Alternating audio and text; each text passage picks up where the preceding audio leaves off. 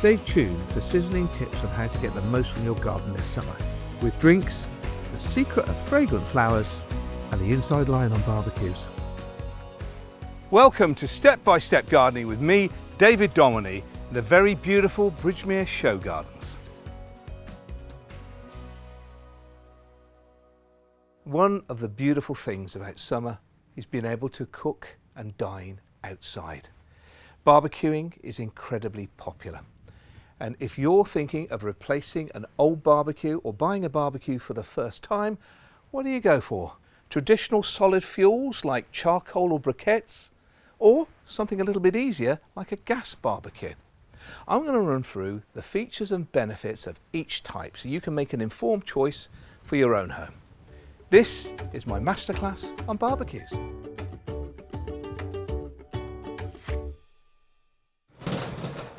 Now, one of the first things to consider is manoeuvrability. The gas barbecue is big and it's also got a gas cylinder underneath, so it's pretty heavy. So you get really good wheels with them, and they also lock. So the wheels make it pretty easy to move on the flat, but it is a heavy barbecue, especially with the gas cylinder.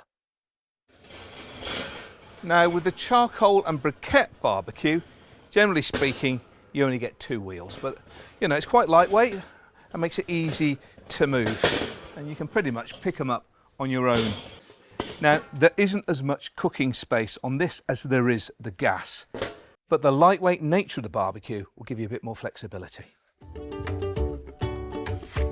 Now, with the gas barbecue, lift up the lid, turn the gas on, and just press the ignite. It's as simple as that, and it's good to go. But with the charcoal and briquettes, it's a bit more involved. You'll need to light your fuel. The best thing to use is a chimney starter, so you set fire lighters below it,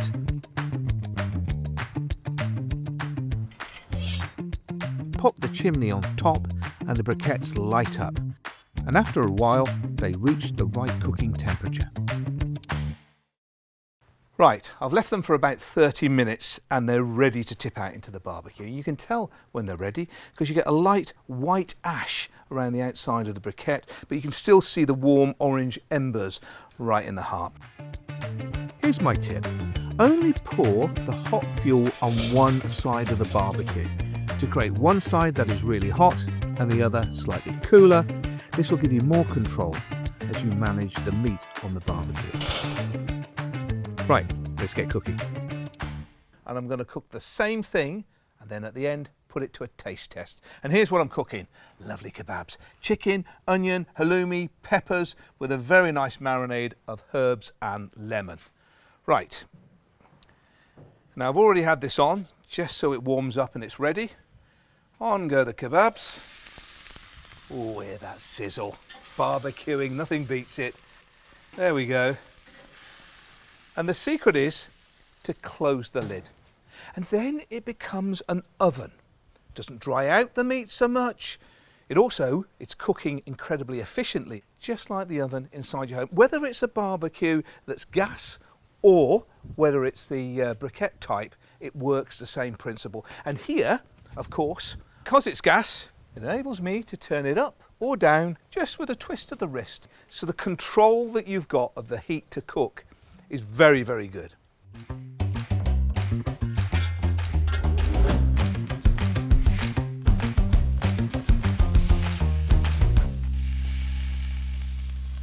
Now, if you're using briquettes, it's a different story. Unlike gas, you can't just turn the temperature up or down. It's pretty much set. The more you get used to the barbecue, you can use the vents, which really regulate the airflow, or of course, as I mentioned earlier, get the charcoal on one side and not on the other so you can move the meat round. But it's a lot more involved than working with gas. Whilst that's cooking, let me give you a few hints and tips on how a gardener would add a little bit more flavour with the help of some of his homegrown plants. Now, if you are basting over some of the surface of your meat with oil, rather than using the brush, make your own with herbs. Bit of sage in there, a little bit of thyme, oregano, rosemary. Dip that into the oil and use the herbs as the brush on the surface of your meat, infusing additional flavours. It's a real winner. And here's another great tip, if you like lamb kebabs, is to use a rosemary branch as the skewer. So the foliage is in the inside of the meat, which means it doesn't burn on the barbecue. In fact, whilst the lamb cubes are around the outside of it, the flavour of the foliage gets right into the heart of the meat. You may need to spike a hole through your cubed lamb first and then thread it through the thicker end of the rosemary branch. And as you can see, all the foliage is bending backwards, so it's easy to put the meat on. I'll tell you something, when you pull it off for that flavour right in the inside, it tastes fantastic. People often think that gas barbecues don't give you a smoky flavour, but that's not quite true. The barbecue flavour actually comes from the juices of whatever you're cooking, because the juices fall onto hot surface underneath, vaporising and instantly permeating the food with the flavour. But let's taste the food and see. Now, this kebab on the right was cooked with the briquettes, and as you can see, it is a little bit charred on the surface. It's not as easy as the gas because I can't just turn it up or down. Where this one on the left hand side was cooked with the gas, and it does look a little bit more golden. Right. Oh, that does look moist and succulent. Are we ready?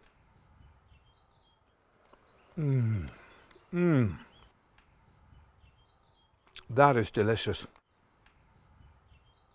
You can taste all the flavour from the barbecue and the marinade, and it is so succulent. Now let's move on to the gas. Take that off there. I'm going to choose a similar sized bit of chicken. Take a look at that. Just as succulent as the briquettes. Here we go.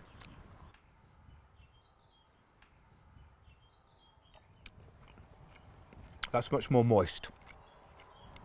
Still some flavouring. You'd hardly notice the difference because I got one against the other one. The meat is much more moist from the gas one, but you know, there's not much in it.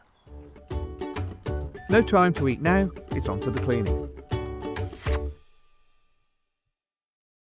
With the gas, what you need to do is to turn up all the gas dials to maximum and just leave the lid down and let it go for about 10 minutes. Then turn them all off, open up.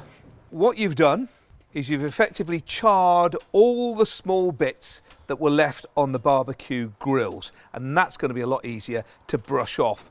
And then with a metal bristled brush, you then just scrape. And as you can see, it's easily coming off. All these little bits are going to drop down into the base of the barbecue. Maybe after about 5 or 6 barbecues, it's worth just getting down there and clearing them out. But as you can see, that's quite an easy thing to clean. Now, onto the briquettes. With this, you've got to let the whole thing cool. All the briquettes need to completely burn out. So you can put your hands all over it, and all you've got left at the bottom is not burning embers, it's just ash.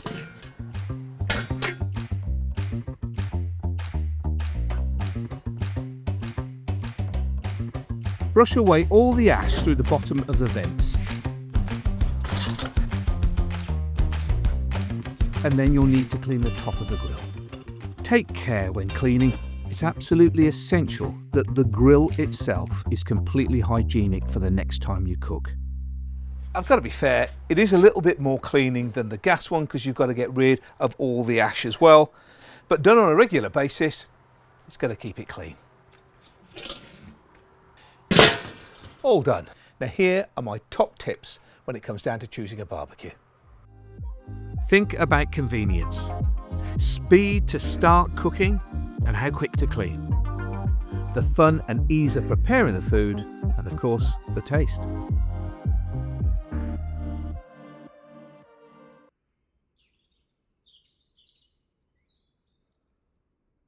One of the best things about summer, other than being outside in the sun and the fresh air, is summer drinks. And they always taste better when you're sitting in the garden. Now I'm going to give you some gardener's tips on how to add some flavour to your fizz. And it's all about pairing the right plant with the right drink. First up, a real big garden essential is mint. But I'll give you a big secret before we start. Don't grow this in the open ground. The roots spread all over the place. Grow it in a container, and that way you keep the plant just where you want to. This particular one here is garden mint. And if you crush the foliage and you get that lovely fresh flavour to it. And that's exactly what we're after. Now I'm going to pair the mint with a lovely mocktail, a mojito. Now that's got a very citrusy flavour in there, already has some mint in it, but I'm going to give it a real kick with real mint. Now the thing with mint, like a lot of herbs, is you have to regularly cut it to encourage it to be more bushy. Don't feel afraid of taking any of the branches. Now I'm going to cut down to a leaf joint about there, and I've got my mint. To release the flavour, I'm going to clap it. It just bruises the foliage enough to release some of the fragrance and the flavour, and then just drop it in. When you're adding anything into your food that you've grown in the garden, make sure they haven't been touched by chemicals.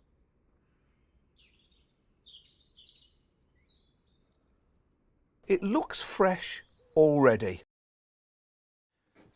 Something to tickle the nose while you're having a swig. Tickle the nose and give you the fragrance. Oh, that's lovely. And the good thing about mint, it's not just traditional garden mint. You've also got apple mint, spearmint, peppermint, pineapple mint, and this one here, ooh, chocolate mint. The combination of mint and fresh drinks will really make you feel cool on a hot day. It's not just leaves that you can add into your drinks, you can also add great tasting edible flowers too. This is lavender. Both fragrance and flavour. Can be a bit overpowering, so all I'm going to do is pick off a few of the little flowers and just let them float on the surface of the drink. Now, a couple of ice cubes in there.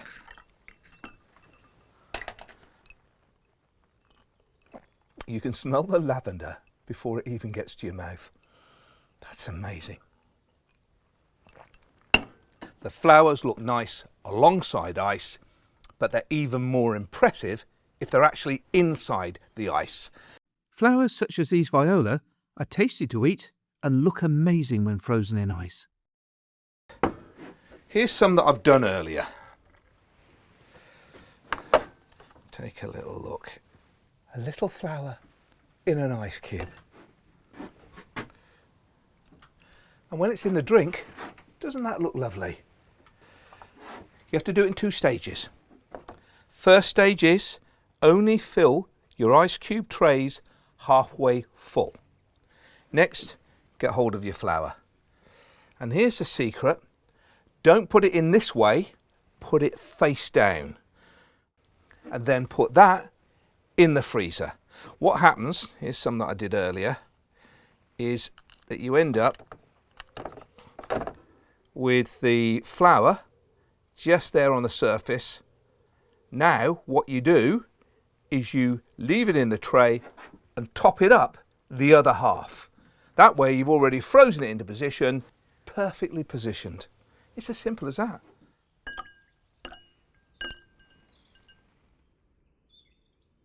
Now for my next 2 drinks, and I've got 2 very special plants to enhance the flavour. First of all, rosemary. Now I'm going to add this to a Hugo Spritz, a nice lemony flavour.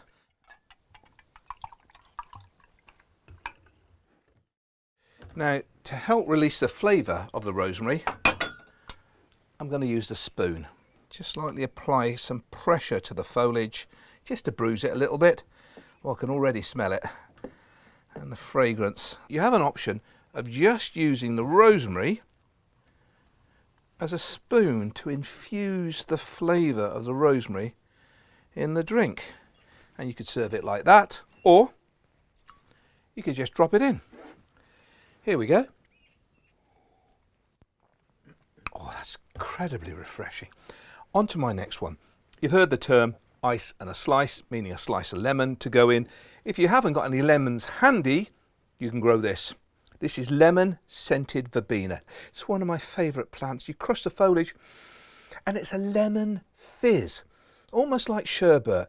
So all you need to do is pull off a few leaves, lightly crush them to release the flavour, drop them into the bottom of the glass, and a nice combination I've always found is a citrus, lemon and peach. And here I've got another mocktail for that.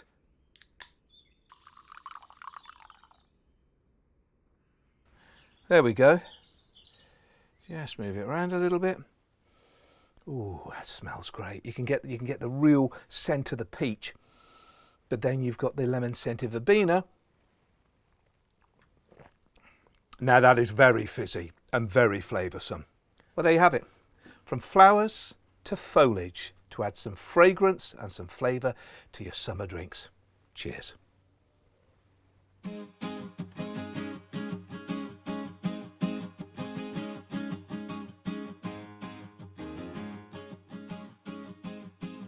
You know what it's like.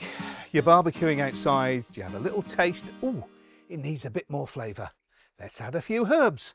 You rush into the kitchen. If you haven't got it, you have to rush down to the local convenience store. Oh no, it's so easy to grow them yourself. Very convenient, saving you money. And the flavour, well, nothing beats picking it fresh and adding it to your cooking. I'm going to show you how you can grow your own barbecue flavour pots.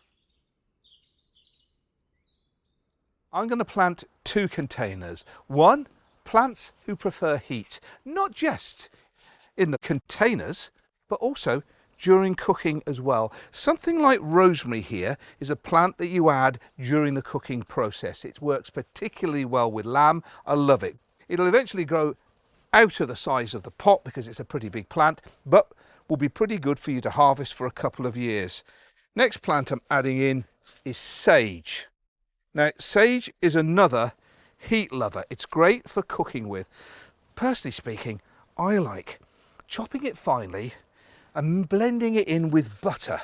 And then when you get to the point where you're basting your steaks, baste the butter that's infused with sage. The flavour is fantastic. Now at the front here, I'm going to put in oregano. Now this is a better barbecue herb than marjoram, both from the same family.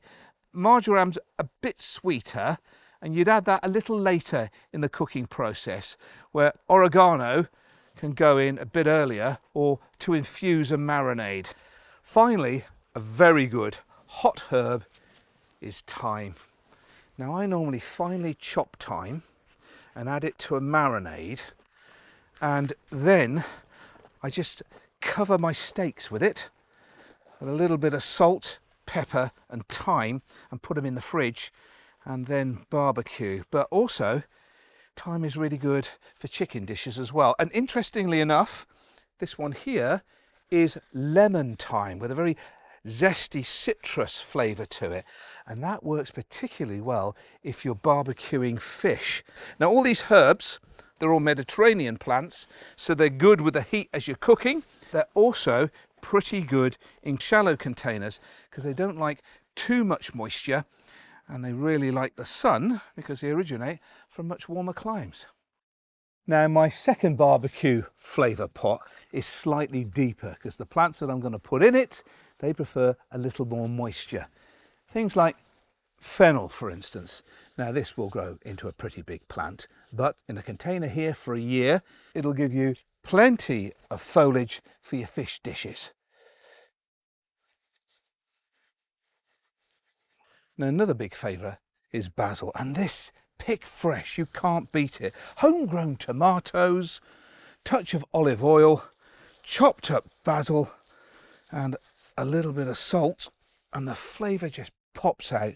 And picking it fresh rather than buying it in the supermarket wins every time. Now if you notice, the herbs that I'm putting in are usually used as garnish, cold, picked fresh, and the foliage eaten. Now parsley that's going in here, there is a difference in between flat leaf and curly leaf parsley. The flat leaf generally has much better flavour, but the curly leaf there's a little bit more decor. So there is a difference. If you're going for flavour, go for flat leaf. Chives. It's a good all-rounder, great in salads. Also can be used in salsas as well. There's two types of chive you can buy. The normal traditional one with lovely purple flowers, or you can get a garlic one that really tastes like garlic, and that has white flowers. Now finally, for the front here, I want to add a little bit of colour, and I'm a great basil fan. So let's just put an extra basil in here. This is a purple leaf variety that works particularly well in salads as much as just picking it and eating it raw. This one here is another working container that needs to be regularly picked, otherwise they start to grow leggy. But if the weather's good and you're dining al fresco, this type of container will be a real boost to the flavour when you cook outdoors.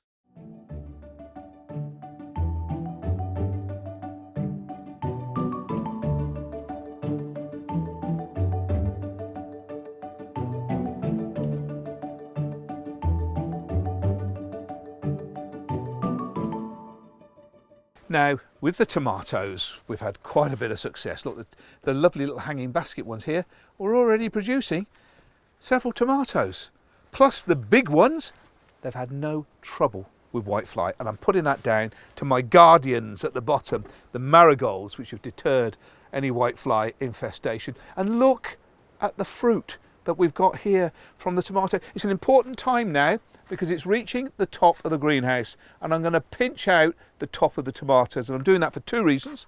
One, because if it hits the roof and there's condensation, some of that moisture will run down, and I don't want any disease. And secondly, I don't want the tomatoes putting the energy into more growth. On the contrary, I want them putting energy into ripening the crop so I get a bountiful harvest. From tomatoes to potatoes. And some of the potatoes that I have been growing in containers since earlier on in the spring, hey, they're ready for early harvest. Now, with my potatoes that I grew earlier, the big question is, how do you know when it's time to harvest them? When are the spuds ready? Well, the plants will tell you, because they start to flower and then the foliage starts to die down, and that's at the point you can harvest. Now, of course, there are different stages. You've got your earlies, you've got your second earlies, and then you've got your main crops, and obviously earlies are first.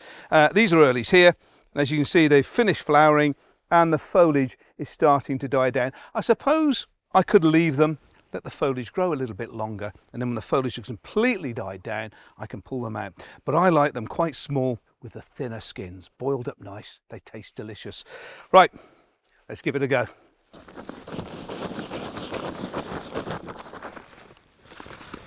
Right, let's have a good rummage and see what we've got. There we are, look at that. Fresh, homegrown, and the flavour will be awesome. It's always best to harvest when the soil is slightly drier. They don't get caked in mud, so you don't have to spend a lot of time washing it all off. And you don't want to damage the outer part of the skin. You want to be able to easily wash them so you can cook them. So there you are, some lovely homegrown potatoes. I'll be eating those later. Summer is the season where we spend a lot of time outside in our gardens, and the power of scent is so very important. It's a great mood lifter. And apart from the favourites like lavender, or sweet peas, or roses, or lilies, there are many other scented plants that you can add into your garden. I'm going to take you shopping and give you some hints and tips on how to choose the best scented plants for your own garden.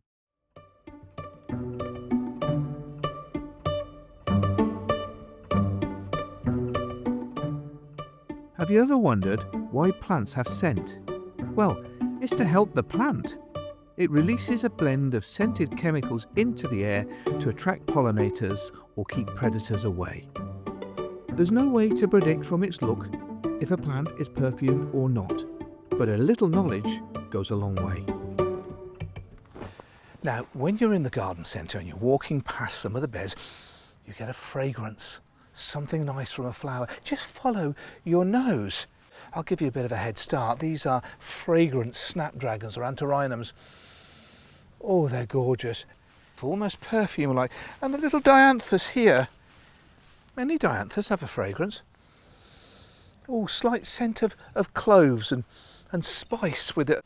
So keep an eye out for Dianthus and fragrant snapdragons or antirrhinums, or ask a member of staff, is there many fragrant plants around here? And they'll guide you. Not all plants smell the same, but being able to choose them with your own nose rather than reading about them in the book or on the label goes a long way for you to select the scent that you enjoy the most. But why bring your nose to the plant when you can bring the fragrance closer to you by using climbers that are planted around where you sit in the garden that have fragrant flowers? Now this is the Star Jasmine here. It's an evergreen, great nesting for young birds.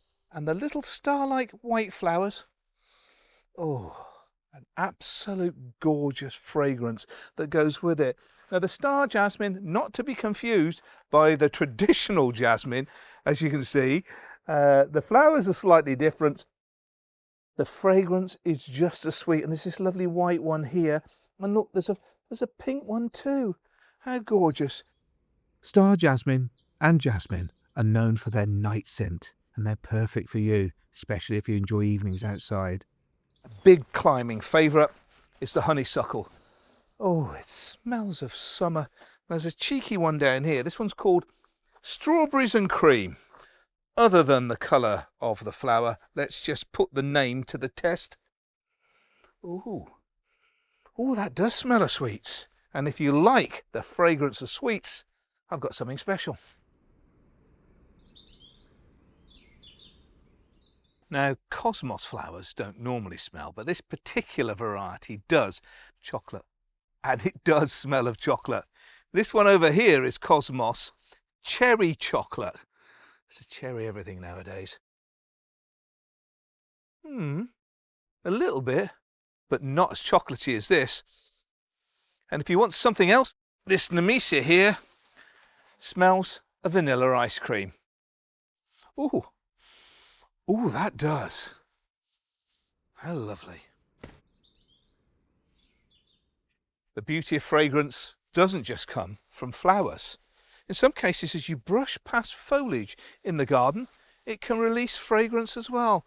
Now this bed is all salvias, but this particular small flowering salvia here, if you crush the foliage, you get a lovely fruity scent to it.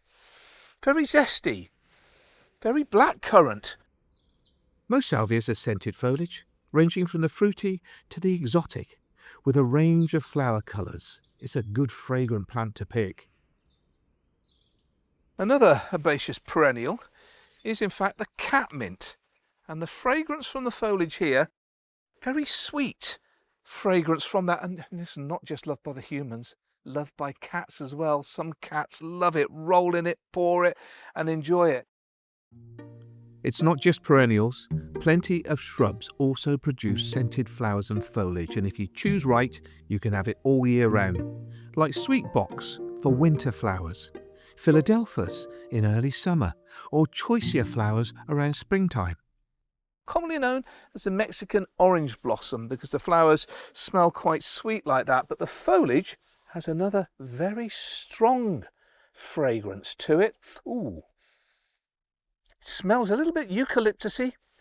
Yeah, I suppose it does. Almost like an orange peel. You know, you break into the orange peel, you get that quite sharp citrus fragrance to it, all hidden within the foliage. Now, I love having scent in the garden. Every certain spot in the garden has something to engage with, whether it's the foliage or whether it's the flower. Choose fragrant plants for your garden. It'll cheer you up and nourish your soul.